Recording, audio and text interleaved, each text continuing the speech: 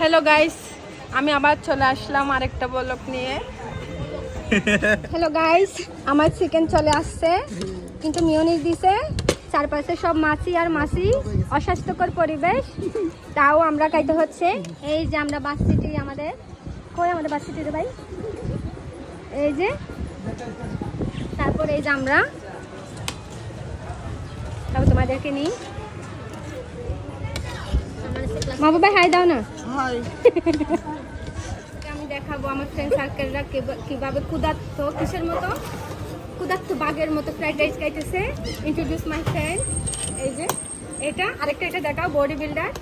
সকালে উঠে নাকি ও 4টা ডিম খায়, তারপর কি করে ব্লেন্ড করে। হ্যাঁ বলো, তোমার যা বলো।